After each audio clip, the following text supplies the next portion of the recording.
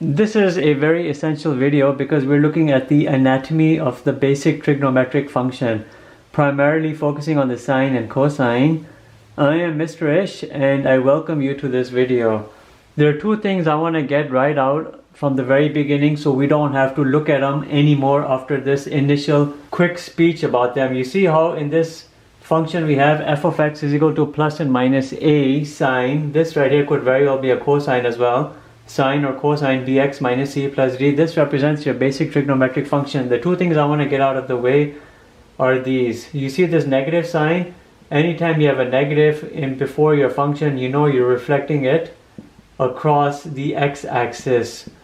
We're not going to be looking at any more negatives in this video, but very quickly, if you have a sine wave which looks like this, in terms of a negative before it, it will be the exact reflection of that across the x-axis. You see how everything has reflected, it has moved, and that has moved, and you see exactly that to be the case. The other thing, the domain, unless otherwise stated, is always minus infinity to infinity, so we shouldn't really talk about the domain anymore in this video. For everything we're presenting or everything you're learning here, for these functions here, the sine and the cosine, the domain is always all real numbers, minus infinity to infinity. Everything we look at now is with regards to this positive onwards. So we don't even have to have the positive here because it's understood to be the positive. Now what remains to be learned is what is A, what is B, what's C, what's D. Let's look at them very quickly. The function that you see before you for sine and cosine has a variety of elements. A over here represents your amplitude, and you know the amplitude represents the height of the wave, and everything is basically from a central point of that wave. If right here is your sine wave, the amplitude is measured from this central axis. You're either A units up or you're A units down, but you're not looking at the amplitude from right over here to here. The amplitude is from your central axis. A units up, A units down. That's one thing you need to keep in mind. At any time you have a specific coefficient before your sine or cosine function, that right there represents your amplitude. Amplitude is always a positive number, it's not a negative number. It's just the way it is. It comes under absolute value. The other item you need to know over here is this B. B here is to do with the period or the length of your wave. What is the specific period of your wave? And this value here, B, goes into this formula 2 pi over B. Whatever that value is right over here in terms of a coefficient, you put it right over here and it gives you the period. If you had something which looked like sine 2x minus pi, you're looking here at this coefficient 2, your period would be 2 pi divided by 2, it would be pi. You know a regular sine and a cosine has a period or have a period of 2 pi 360 degrees. But anything which looks like this now, the same wave, the wavelet, the single wave will now have a period of 180 degrees. Everything is much shorter. It's squeezed into a tighter space. If you had something which looks like this, cosine x over 4 minus pi. Now in this specific instance, your B value is a 1 over 4. Your period is 2 pi divided by 1 over 4. You flip everything around, you'll have 8 pi. So what was an original cosine wave having a normal period of 2 pi, that specific new cosine function has a period of 8 pi. You can do that on your calculator, 8 times 180, and that'll be quite a long single wave. And that's exactly what we're talking about. That's your period, 2 pi over B.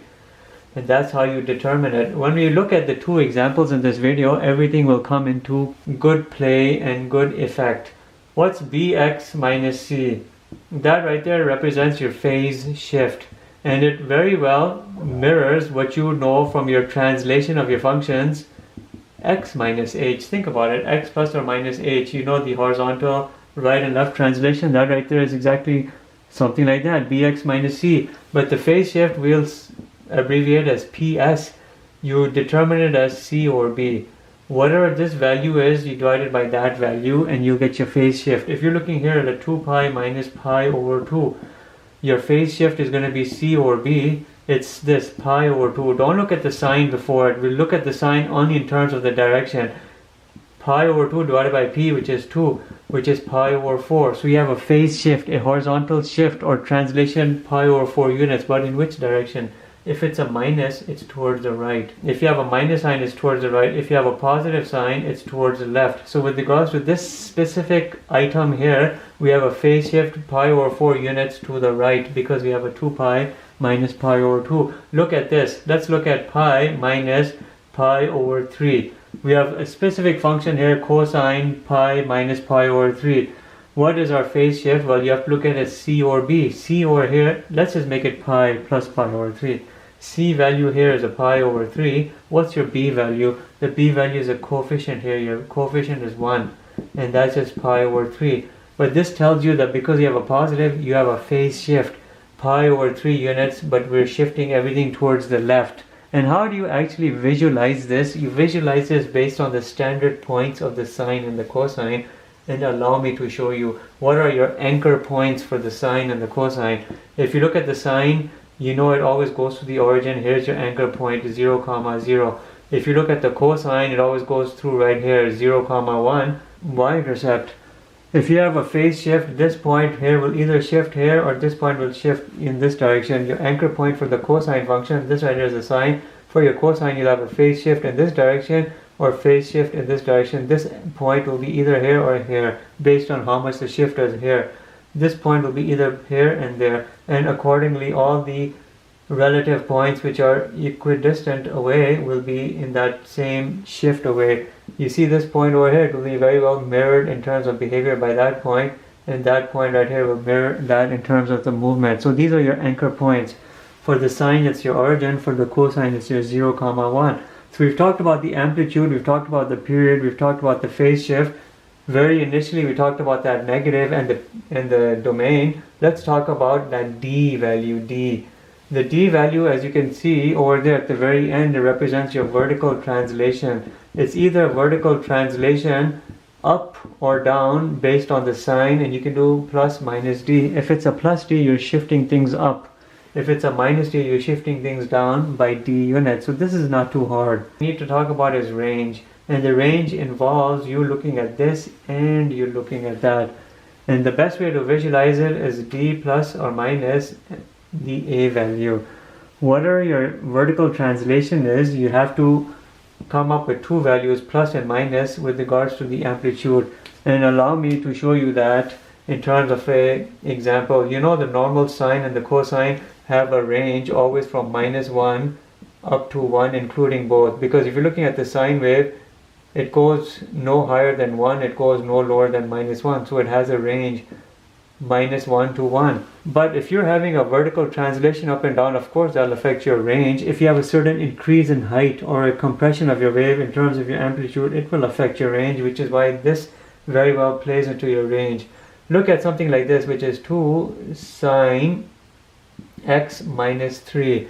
I have an amplitude here of 2. I have a translation here downwards because it's a -3 by down. How will we determine the range? You'll do exactly d plus minus absolute value of a.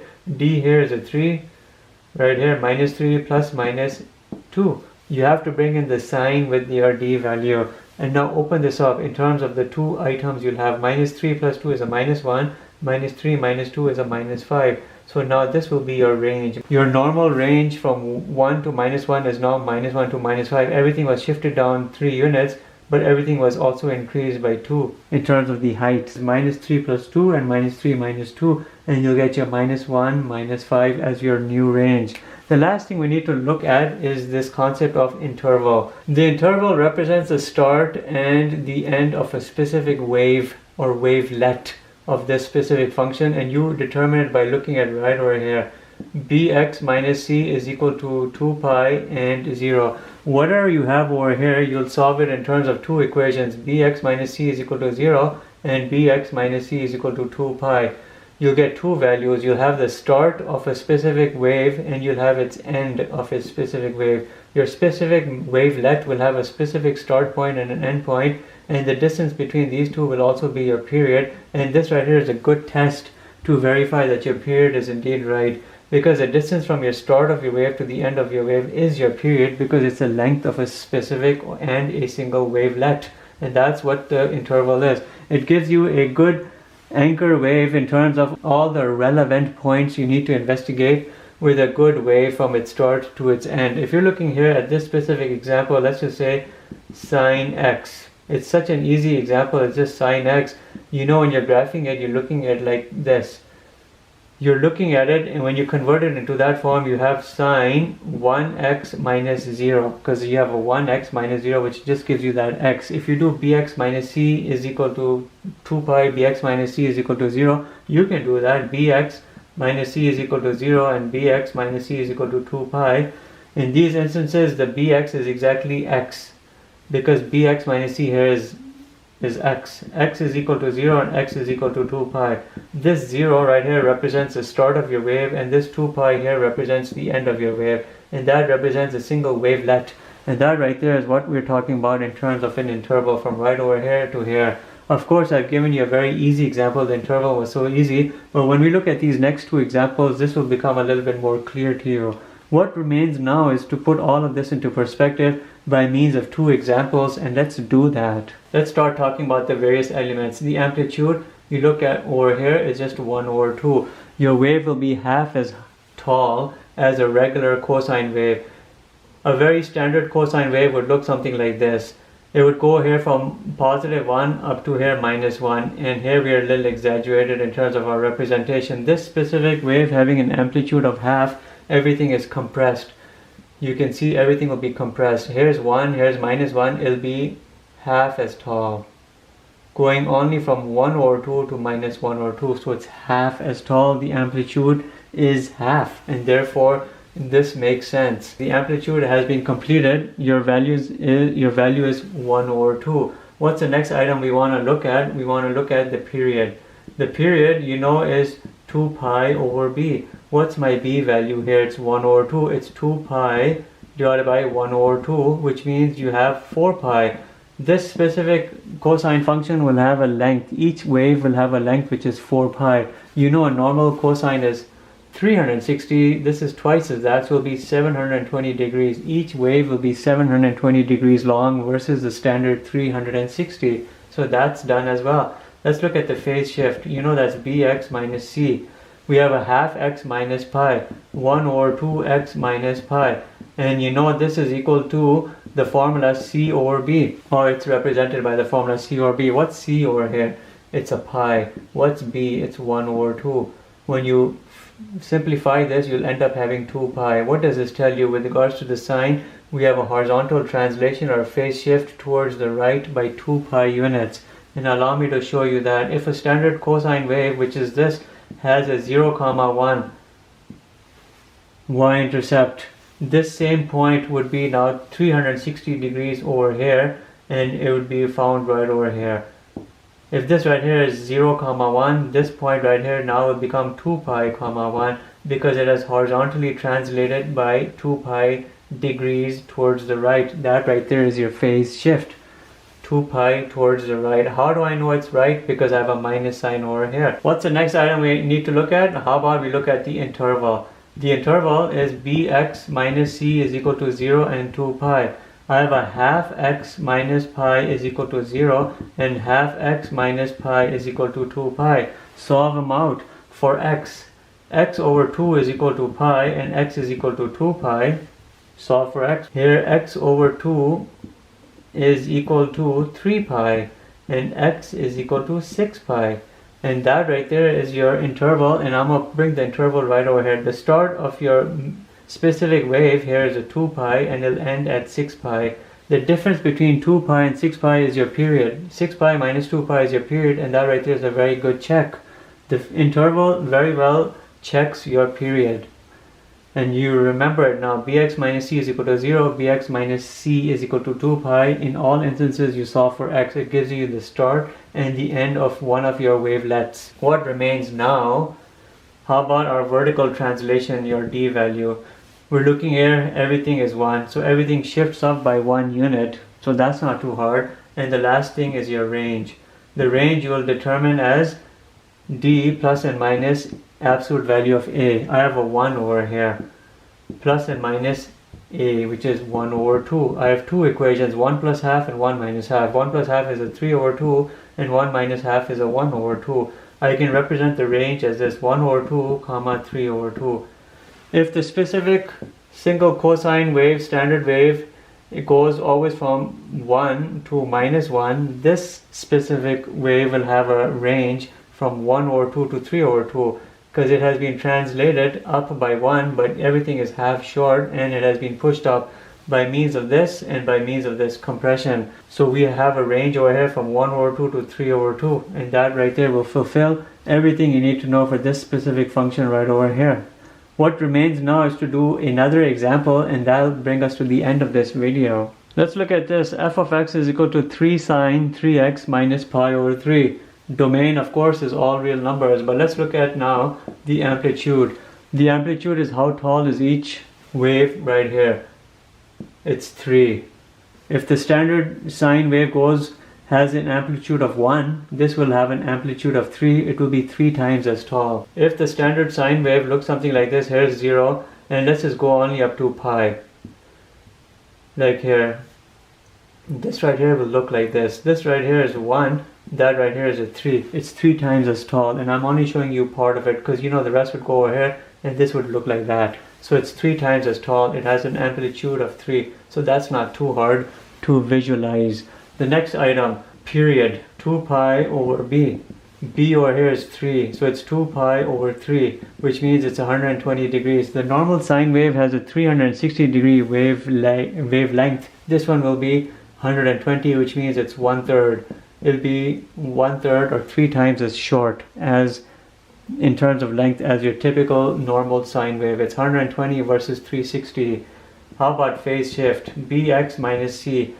Well, my c value over here is a pi over 3 and my b value here is a 3. So how do we compute this? Well, it'll become pi over 9. Everything here is translating to the right by pi over 9 units. If this right here was a positive sign, it would be towards the left by pi over 9. Pi over 3 divided by 3 is a pi over 9. How do you compute that, or how do you understand that? If the normal sine wave has a point right here, your standard point here at the origin, this same point will be now pi over 9 units towards the right. The same point will be pi over 9 units. Every other point on the sine wave will be pi over 9 degrees towards the right, and you know that's 20 degrees. Everything is shifted 20 degrees towards the right. How about interval? Bx minus c is equal to 0 and 2 pi. We have 3x minus pi over 3 is equal to 0, and 3x minus pi over 3 is equal to 2 pi. In each instance, solve for x. 3x is equal to pi over 3, x is equal to pi over 9. 3x is equal to 2 pi plus pi over 3, and you know what that will be, 7 pi over 3, and then x is 7 pi over 9. So in terms of your interval, the start of your main wave or your standard wave or wavelet will be pi over 9, and it'll end at 7 pi over 9. If you do the difference of 7 pi over 9 and pi over 9, it'll be 2 pi over 3. Do 7 pi over 9 minus pi over 9 is 6 pi over 9. When you simplify 6 pi over 9, you get 2 pi over 3. So it checks out. The difference between the start and the end of a specific wavelet in your interval is always your period, and that works. So we're good with that. What are we looking at here with regards to vertical translation, your d value? There is no d value. I'm seeing here a plus 0. So the d value doesn't matter here at all. It's 0. There's no translation, which makes the range calculation very easy. D plus minus a. You're looking at 0 plus and minus a, which right here is 3. You're looking at a minus 3 and a 3. So the range over here is minus 3 to 3, which was easy. And that's about all you need to know for these type of functions. Sine and cosine, look at their amplitude, the period 2 pi over b, the phase shift, horizontal translation, interval, the start and the end of your main standard wavelet, any vertical translation, and the range, which is very well determined from your vertical translation and your amplitude factoring in together. Remember, the interval always involves these two items. Bx minus c is equal to 0 and 2 pi. Two separate equations, you solve them out. The difference between these two, this end and the start, is always be your period, and they should corroborate one another. And that right there brings us to the end of this video. I hope you enjoyed it. Thank you for watching. Have a nice day.